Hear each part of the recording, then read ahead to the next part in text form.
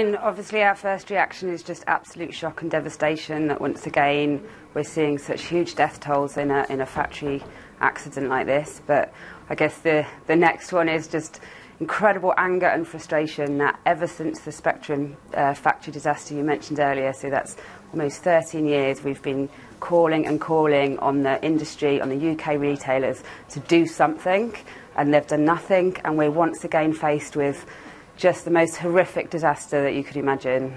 Well, they say they are doing something, don't they? We know that Primark, that we asked them to come onto the programme today, indeed, because they have acknowledged that they produce clothing, they buy clothing from these factories. Yeah. Now, they say they are shocked, they're deeply saddened by this appalling incident, and they express their condolences to all those involved. They go on to say Primark has been engaged for several years with NGOs and other retailers to review the Bangladeshi industry's approach to factory standards, and they're pushing for this review to also include building integrity.